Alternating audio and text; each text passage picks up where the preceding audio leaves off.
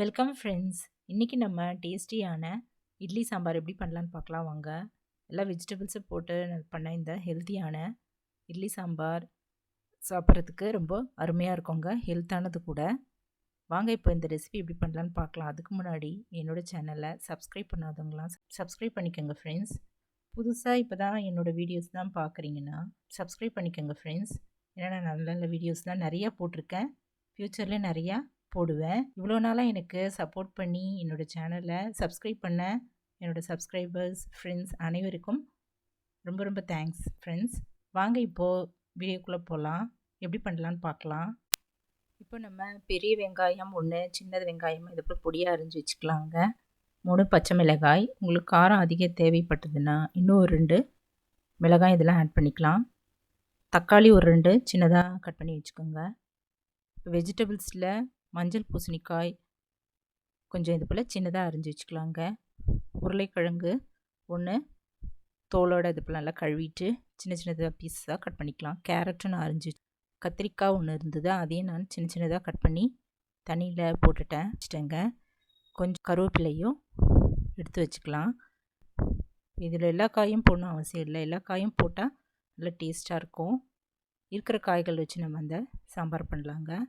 பாசிப்பருப்பு சாம்பார் எப்படி பண்ணலான்னு பார்க்கலாம் வாங்க. நம்ம பாசிப்பருப்பு பைத்தம்பருப்பு வந்து ஒரு 1/2 கிளாஸ் எடுத்துட்டு நல்லா கழுவிட்டு கிண்ணத்தில் போட்டு ஒரு 10-15 நிமிடம் வரைக்கும் தண்ணியில் ஊற போட்டுக்கலாங்க. புளி ஒரு சின்ன நெல்லிக்காய் சைஸ் அளவு எடுத்துகிட்டு ஒரு கிண்ணத்தில் போட்டு தண்ணி போட்டு ஊற வச்சுக்கலாம். அதில் ஒரு ப்ரெஷர் பேன் இல்லைன்னா குக்கர் வச்சுட்டு அதில் ஒரு 3 ஸ்பூன் ஆயில் ஊற்றிக்கலாங்க. எண்ணெய் நல்லா காஞ்சதும் நம்ம கட் பண்ணி எடுத்து வச்சுருக்கிற வெங்காயம், பச்சை மிளகாய் இதெல்லாம் போட்டு நல்லா வதக்கிக்கலாம். இதில் நான் கொஞ்சம் சின்ன வெங்காயமும் போட்டிருந்தேங்க. சின்ன வெங்காயம் கொஞ்சம் டேஸ்ட்டாக இருக்கும்.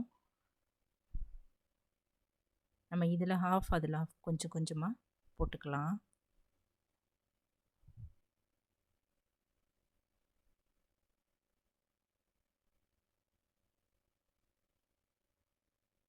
இதெல்லாம் கொஞ்சம் லைட்டாக வதங்கின பிறகு தக்காளி போட்டுடலாங்க.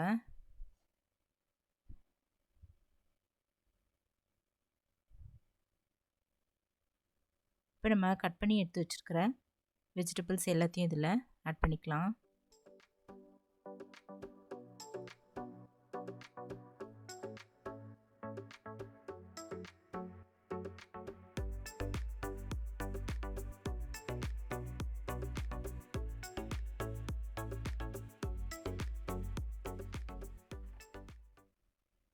இப்போ ஒரு ஸ்பூன் உப்பு போட்டுட்டேங்க. உப்பு பத்தலைன்னா கூட நம்ம பின்னாடி நம்ம வேக வச்சு எடுத்த பிறகு ஆட் பண்ணிக்கலாம்.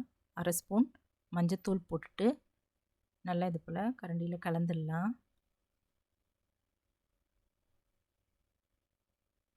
இப்போ நம்ம ஊற வச்சுருந்த பாசிப்பருப்பு அது தண்ணியோட இதில் போட்டுடலாங்க.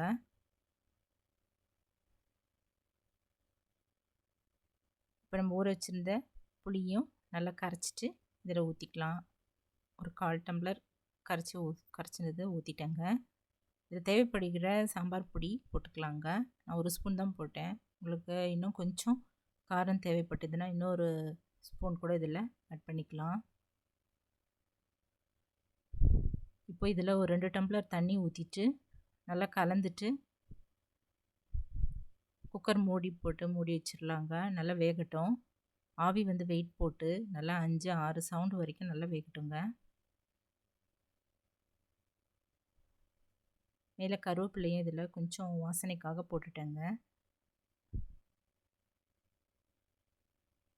இப்போது இதில் வறுத்து அரைக்க வேண்டிய பொருள் என்னென்னு பார்த்துக்கலாங்க. இந்த சாம்பாருக்கு நம்ம கொஞ்சம் பொருள் வறுத்து அரைச்சி போட்டுடலாம், வாசனையாக இருக்கும்.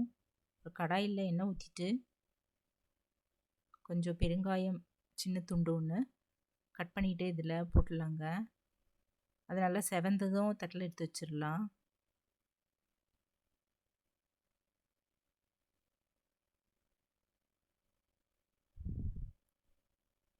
மிளகாய் 2 வரமிளகாய் அதையும் வறுத்து எடுத்து வச்சுக்கலாங்க. 1 ஸ்பூன் போல் நான் கொத்தமல்லி அதையும் லைட்டாக வதக்கிட்டு வறுத்துட்டு தட்டில் எடுத்து வச்சுக்கலாம். 1/4 டீஸ்பூனுக்கும் குறைச்சலா வெந்தயம் ரொம்ப போட்டால் கசக்கும், அதனால் 1/4 டீஸ்பூன் கொஞ்சம் குறைச்சல வெந்தயம் போட்டு செவக்க வறுத்து அதை நம்ம தட்டில் எடுத்து வச்சிடலாம்.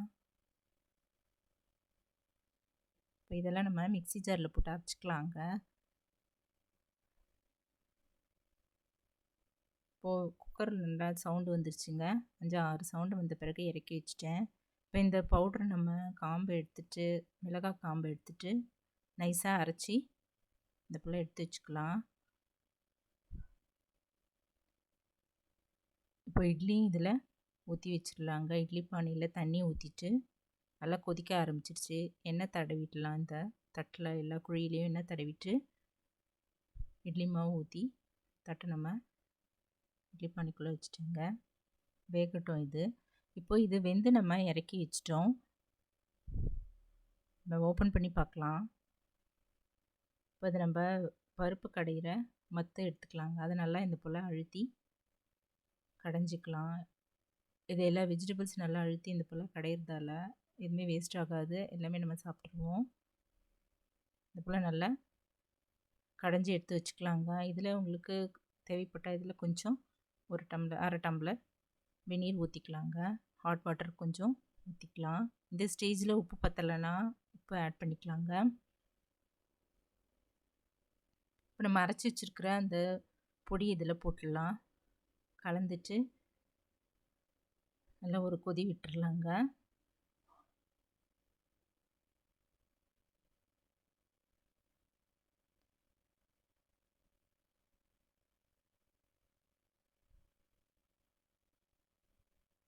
இது நல்லா கொதிக்கட்டும். இப்போ இந்த சாம்பாருக்கு நம்ம இன்னொரு ஸ்டவ்வில் தாளிச்சிடலாங்க. அடுப்பில் ஒரு தாளிக்கிற கரண்டி போட்டுட்டு எண்ணெய் 1 ஸ்பூன் ஊற்றிட்டு எண்ணெய் நல்லா காஞ்சதும் பெருங்காயத்தூள் போட்டுக்கலாங்க. பெருங்காயம் ஆட் பண்ணுறதால கேஸ்ட்ரிக் ப்ராப்ளம் வராமல் இருக்கும். இப்போ கடுகு, ஒரு மிளகாய் 1 கிள்ளி போட்டுடலாம். கருவேப்பிலையும் போட்டுட்டு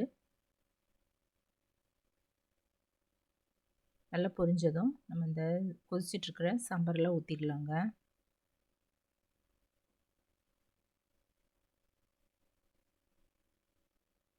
இதை நல்லா கலந்து ஒரு கொதி விட்டுடலாங்க. கடைசியாக நம்ம இதில் வாசனைக்காக கொத்தமல்லி நல்லா கழுவிட்டு சின்ன சின்னதாக கட் பண்ணி சாம்பார் மேலே அப்படியே தூவிடலாம். ரொம்ப அருமையாக இருக்கும்.